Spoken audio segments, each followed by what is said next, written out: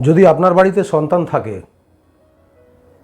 আপনিও যদি চান আপনার সন্তান মানুষ হোক, কিন্তু যদি কোনো কারণে সামান্য কিছু টাকার বিনিময়ে সন্তানকে শত্রুদের বন্দুকের নলের সামনে দাঁড় করিয়ে দিতে হয়, আপনি পারবেন আপনার সন্তানকে সামান্য কিছু টাকার জন্য শত্রুর গুলির সামনে তাদের বন্দুকের নলের সামনে দাঁড় করিয়ে দিতে? আজকের এই ভিডিওতে আলোচনা করব এরকমই একটা প্রকল্প নিয়ে, যেটা আমাদের কেন্দ্রীয় সরকার, এই যে এনডিএ 3 নম্বর এনডিএ সরকার উপস্থাপিত হলো, বিগত এনডিএ সরকার এরকমই একটা প্রকল্প নিয়ে এসেছিল আপনাদের সন্তানদেরকে সামান্য কিছু টাকার বিনিময়ে শত্রু দেশের সৈনিকদের বন্দুকের নলের সামনে দাঁড় করিয়ে দেওয়ার জন্য। পুরো ভিডিওটা অবশ্যই দেখুন এবং আপনার মতামত অবশ্যই জানাবেন। ভিডিওটা যদি ভালো লাগে নিশ্চয়ই আমাদের চ্যানেলটিকে সাবস্ক্রাইব করবেন, আর আশা করব এই বিষয়টি এর উপরে আপনার মতামত আপনারা জানাবেন। আগে পুরো ভিডিওটা আপনারা দেখেন। এই ভিডিওতে আমরা আলোচনা করব বিগত কেন্দ্রীয় সরকারের অগ্নিপথ প্রকল্প নিয়ে। যদিও এই লোকসভা নির্বাচনে এই অগ্নিপথ প্রকল্পের কারণে হিন্দি বলয়ে বর্তমানে ভারতের যে প্রধান শাসক রাজনৈতিক দল, তারা কিন্তু সংখ্যাগরিষ্ঠতা পায়নি। তাদেরকে শরিকদেরকে নিয়ে দেশে সরকার তৈরি করতে হয়েছে। আজকে তাদের এই জনসমর্থন কমে যাওয়ার মূলে কিন্তু এই অগ্নিপথ প্রকল্প, যেটা দেশের যুব সমাজদের স্বপ্ন নিয়ে ছেলেখেলা করছে।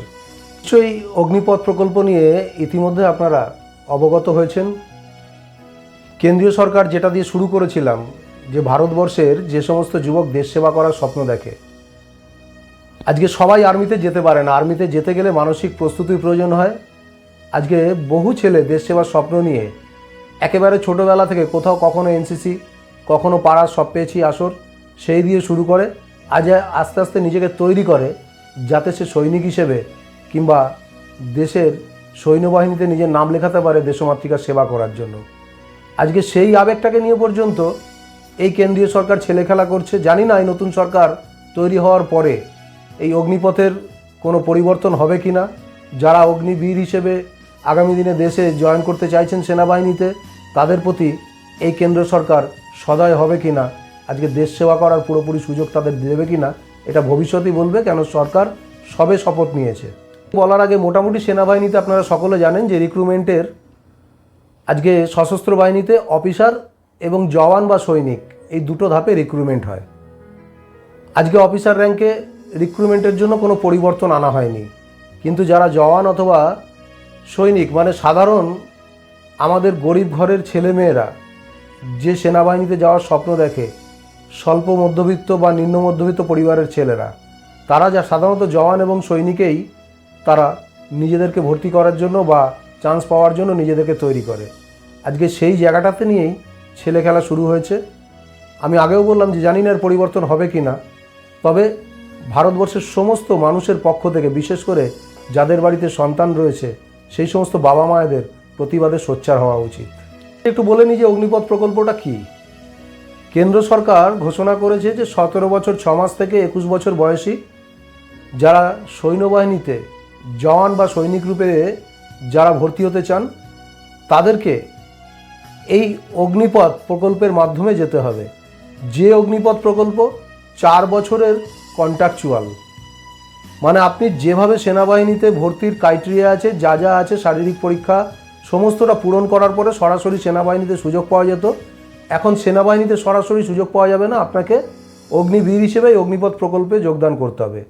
এখানে 4 বছর আপনি চাকরি করবেন। 4 বছর চাকরি করবেন। এই 4 বছরে আপনাকে একটা অ্যামাউন্ট ধরিয়ে দেওয়া হবে, আমি সেগুলো পরে বলছি।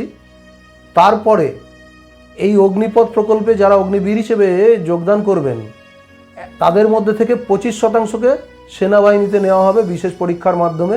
শুধু 25% সুযোগ পাবেন। অর্থাৎ বিগত দিনে আপনি পরিশ্রম করে একবার যদি সেনাবাহিনীতে সুযোগ পেয়ে যেতেন, তাহলে যতদিন আপনার সেনাবাহিনীর চুক্তি অনুযায়ী চাকরি ছিল, সেই চাকরির মেয়াদ আপনি সম্পূর্ণ করতেন। এখানে আপনার মেয়াদটাকে করে দেওয়া হলো 4 বছর। আর ঘুরিয়ে বলা হচ্ছে যে এখানে পয়সা বেশি দেওয়া হচ্ছে। আমি শুরুতেই বলেছিলাম, পয়সার জন্য কেউ শত্রুর গুলির সামনে দাঁড়ায় না, দেশ সেবা করার জন্য দাঁড়ায়, দেশের প্রতি ভালোবাসা থেকে দাঁড়ায়। আজকে ভারতবর্ষের বেকারত্ব আপনাদের এই সরকারের এমন পর্যায়ে গিয়ে পৌঁছেছে, আর এই বেকারদের স্বপ্ন নিয়ে, বেকারদের এই অভাবের সুযোগ নিয়ে এই তামাশাটা ভারতবর্ষের মানুষ ভালো চোখে নেয়নি। আর এর থেকে যদি না পিছিয়ে যান, মনে হয় ভারতবর্ষের মানুষ আরও খারাপ চোখে এটাকে নেবে। কারণ বেকার যুবকদের অর্থনৈতিক অবস্থার সুযোগ নিয়ে এইভাবে কন্ট্রাকচুয়াল সেনাবাহিনীতে নিয়োগ করা যায় না। এখানে বলা হচ্ছে যে নর্মাল সেনাবাহিনীতে যোগদান করলে 21 থেকে 22 হাজার টাকা তাদের স্যালারি, এখানে 30,000 থেকে 4 বছরে ধাপে ধাপে বেড়ে 40,000-এ পৌঁছাবে। কিন্তু এটা বলা হচ্ছে না যে হাতে কত পাবে। আজকে 30,000 যার মায়না, তার থেকে 9% কেটে নেবে সেই 9% টাকা, এবং কেন্দ্র সরকার আরও 9% দিয়ে 4 বছর পরে যদি ওই 25%-এর ভেতরে সে না আসে, 75%-এর ভেতরে যদি সে আসে, তাকে যখন ছেড়ে চলে যেতে হবে 11 লাখ সামথিং 12 লাখ টাকার কাছাকাছি তাকে একটা ক্যাশ টাকা দেওয়া হবে। আর এই 4 বছর মেয়াদকালে যদি তার জীবনহানি হয় যুদ্ধে অংশগ্রহণ করে, তাহলে ওই 45 থেকে 48 লাখ টাকার মতো একটা ইন্স্যুরেন্স সে পাবে। আজকে এই যে সেনাবাহিনীর সেন্টিমেন্ট নিয়ে যে ছেলে খেলা, এই 4 বছরে তার নেই গ্র্যাজুয়েটি, তার নেই, সে রিটায়ার হয়ে যাওয়ার পরে মানে চলে যাওয়ার পরে তার নেই পেনশন। যদি কোনো কারণে যুদ্ধক্ষেত্রে বা এই 4 বছরের মধ্যে সেনাবাহিনীতে কাজ করতে গিয়ে কোনোভাবে সে মারা যায়, তার পরিবারের, তার উপর যারা নির্ভরশীল, তাদের জন্য সারা জীবনের কোনো প্যাকেজ। আজকে নর্মাল সেনাবাহিনীতে আপনি রিটায়ার করার পরে আপনি পেনশন পান। আপনি চাকরি করতে করতে, সেনাবাহিনীতে চাকরি করতে করতে যদি কেউ প্রাণ হারান বা কোনোভাবে তিনি অযোগ্য হন, তাহলে তার পরিবারের লোক সারা জীবন পেনশন পান, রেশন থাকে, অন্যান্য সুযোগ সুবিধা থাকে। আজকে এই অগ্নিপথ প্রকল্পে সেগুলোকে সব কেড়ে নেওয়া হয়েছে। শুধু সামান্য কটা টাকার বিনিময়ে বলা হচ্ছে শত্রু সৈন্যের বন্দুকের সামনে গিয়ে দাঁড়িয়ে পড়ো। আজকে ভারতবর্ষের সর্বস্তরের মানুষ এই প্রকল্পটার বিরোধিতা করছে। সেনারও যারা অবসরপ্রাপ্ত, তারাও বলছে এইভাবে সেনাবাহিনীর মানসিকতা নিয়ে ছেলেখেলা করা যায় না। আজকে সেনাবাহিনীতে যারা একবার সুযোগ পেয়ে যায়, ট্রেনিংয়ের সময় বন্ধুত্ব গড়ে ওঠে, তারা যখন ডিউটিতে যায়, যে ব্যাটালিয়ানে থাকে সেই ব্যাটালিয়ানে তারা একসঙ্গে ওঠা বসা করে। সেনাবাহিনীতে জাত পাত ধর্ম এই সমস্ত কিছু দেখা হয় না, কম্পিটিশনটাকে রাখা হয় না, কারণ যাতে একজন আর একজনের পরিপূরক হতে পারে। অর্থাৎ যুদ্ধর সময় আমার সহকর্মী যদি আক্রান্ত হয়, আমি আমার জীবনকে বিপন্ন করে তাকে বাঁচাবো, তার হয়ে আমি ব্যাকফায়ার দেবো, কিংবা তার পেছনে আমি একেবারে পাথরের মতো দাঁড়িয়ে থাকবো। কিন্তু এই যে 4 বছরের যে সেনাবাহিনীতে এই যে কন্ট্রাকচুয়াল যোগদান, এই 4 বছরের পরে আবার তাকে পরীক্ষায় বসতে হবে, 25% চান্স পাবে আর 75% সেখান থেকে ছিটকে যাবে। তাহলে এই অগ্নিপথ প্রকল্পে যারা সুযোগ পাবে, তারা ওই 75%-র ভিতরে নিজেকে আনার জন্য তার সহকর্মীর সঙ্গে সবসময় প্রতিযোগিতায় টিকে থাকবে।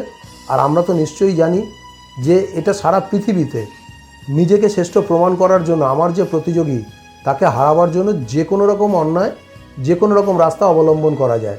সেনাবাহিনীতে গিয়ে নৈতিক চরিত্র তৈরি হয়, আর এই প্রকল্পের মাধ্যমে সেনাবাহিনীর নৈতিক চরিত্রটাকে আপনারা ড্যামেজ করে দেবেন। অর্থাৎ এই 4 বছরের টিকে থেকে তার সহকর্মীকে হারানোর মানসিকতা নিয়ে 4 বছরের প্রতি কটা দিন যে সেনাবাহিনীতে থাকছে, যে প্রত্যেক কটা দিন তার সহকর্মীকে তার সহযোদ্ধা মনে না করে তার শত্রুপক্ষ মনে করছে বা কম্পিটিটর মনে করছে, তাকে হারিয়ে 25%-র ভেতরে আসতে হবে, এই মানসিকতা প্রথম দিন থেকে যা তৈরি হচ্ছে, সে 25%-এ পৌঁছে যাওয়ার পরে সেনাবাহিনীর যে শৃঙ্খলা, সেনাবাহিনী একে অপরের জন্য জীবন দিয়ে দেওয়ার যে মানসিকতা, সেই মানসিকতাটা আদৌ থাকবে কিনা, এটা নিয়ে প্রাক্তন সেনাকর্তারাই কিন্তু প্রশ্ন তুলছেন।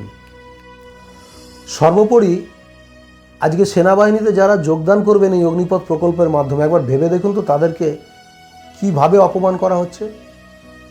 আজকে একজন সেনা যদি প্রাণ হারান, তার বিধবা স্ত্রী কিংবা তার উপর নির্ভরশীল তার মা, তাদেরকে সারা জীবন সরকার দায়িত্ব নেয়। আর এটা এমন একটা অপদার্থ সরকার, নিজেদের ব্যর্থতা ঢাকতে আজকে দেশের সমস্ত সম্পদ বিক্রি করে দিয়ে, এই অর্থ কোথায় যাচ্ছে জানি না, আজকে সেনাবাহিনীকে যারা উন্নত করার কথা বলছে, যারা সেনাবাহিনীতে আধুনিক সমরাস্ত্র নিয়ে আসার কথা বলছে, যারা সেনাবাহিনীতে টেকনোলজি আমদানির কথা বলছে, যারা বলছে সারা পৃথিবীর উন্নত সেনাবাহিনীর সঙ্গে চোখে চোখ রেখে আজকে লড়াই করবে ভারতবর্ষ, এরকম একটা সেনাবাহিনী তৈরি করার কথা যারা স্বপ্ন দেখাচ্ছে দেশকে, সেই আধুনিক অস্ত্রগুলো যারা ব্যবহার করবে, সেই আধুনিক অস্ত্রগুলোকে যারা নিয়ে শত্রুপক্ষের সামনে ঝাঁপিয়ে পড়বে, তাদের ভবিষ্যৎকে অনিশ্চিত করে তুলছে, তাদের পরিবারের ভবিষ্যৎকে অনিশ্চিত করে তুলছে। এটা সম্ভব? আজকে সেনাবাহিনীতে যারা চাকরি করবে তাদের পেনশন থাকবে না, সে রিটায়ারমেন্ট করার পর তার পেনশন থাকবে না, তার পরিবার তার উপর যারা নির্ভরশীল তারা সুরক্ষিত থাকবে না। অথচ এই সরকার দেখুন, যারা এমপি বা এই সরকার পরিচালিত যে সমস্ত রাজ্যগুলো রয়েছে সেখানে যারা এমএলএ, তাদের ভাতা বাড়িয়ে চলেছে। আজকে কেউ এমএলএ ছিল, সে এমপি হয়ে গেছে, সে এমএলএরও ভাতা পাচ্ছে, সে এমপিরও ভাতা পাচ্ছে। আজকে এই সরকার এগুলো দেখছে না। আজকে এই সরকারের শুরুতেই এই ভিডিওটা বানানো এই কারণে যে অগ্নিপথ এটা নিয়ে ভারতবর্ষে সেনাবাহিনীতে যে যুবকরা যাবে তারা বহু আন্দোলন করেছে। যদিও ট্রেন পোড়ানো, বাস পোড়ানো, রাস্তা অবরোধ কিংবা সরকারি সম্পত্তি, এই সম্পত্তিগুলোকে নষ্ট করাকে কোনোভাবেই সমর্থন করি না, আন্দোলনের নামে হিংসাকে কোনোভাবেই সমর্থন করি না, কিন্তু আমরা দেশের সেই বেকার যুবকদের পাশে দাঁড়াতে চাই, যে কারণে এই ভিডিওটা তৈরি করা। এই ভিডিওটার মাধ্যমে আপনারা যারা ভিডিওটা দেখবেন অথবা ভিডিওর বলা বক্তব্যগুলো শুনবেন, যদি সহমত হন অবশ্যই এটাকে প্রচুর পরিমাণে শেয়ার করুন। কারণ সরকার নতুন তৈরি হয়েছে আর এই সরকার একক মেজরিটিতে নেই, শরিকদের উপর নির্ভরশীল। কাজে এটাই সেরা সুযোগ যে আমাদের ভবিষ্যৎ প্রজন্ম যারা দেশ সেবার স্বপ্ন দেখে, যারা দেশ সেবা করার মানসিকতা নিয়ে সেনাবাহিনীতে যাওয়ার স্বপ্ন দেখে, যারা পরিশ্রম করে চলেছে প্রতিনিয়ত দেশ সেবা করবে বলে, তাদের ভবিষ্যৎ নিয়ে যাতে ছিনিমিনি খেলতে না পারে নতুন সরকার, এখন থেকে আমরা এই প্রতিবাদটাকে খুব উঁচু স্বরে নিয়ে যাই। আমরা এই প্রতিবাদটাকে এমনভাবে সংগঠিত করি সোশ্যাল মিডিয়ার মাধ্যমে যাতে সরকার বাধ্য হয় এই অগ্নিপথের নামে যে প্রকল্পকে নিয়ে এসছে সেনাবাহিনীতে, যে যুবকরা যেতে চাইছে তাদের সঙ্গে যে ঠাট্টা তামাশা বা পরিহাস করছে সেটা থেকে যেন তারা বিরত হয়। সেনাবাহিনীতে সুযোগ পাওয়ার পরে যতদিন সেনার নিয়ম অনুযায়ী আজকে দেশকে পরিষেবা দেওয়ার সুযোগ, দেশকে ভালোবাসার সুযোগ, দেশকে রক্ষা করার সুযোগ তাদের পাওয়া উচিত।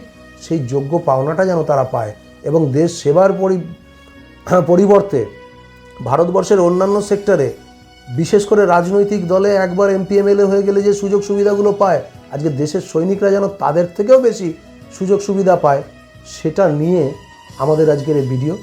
সেই কথাগুলো বলার জন্য আজকে আমাদের ভিডিও। আমি আরও একবার, যে অগ্নিপথ প্রকল্প ভারতবর্ষকে শক্তিশালী যে আর্মি, সেই আর্মির শক্তি কমিয়ে দেওয়ার যে চক্রান্ত, ভারতবর্ষের আর্মি পৃথিবীর সেরা সশস্ত্র আর্মিদের মধ্যে গোনা হয় মানসিকতার কারণে। কারণ বহু দেশের আর্মি এত শক্ত মানসিকতা নিয়ে আর্মিতে ছেলেরা যায় না, যে জীবন চলে যায় চলে যাক, বুক চিতিয়ে লড়াই করে।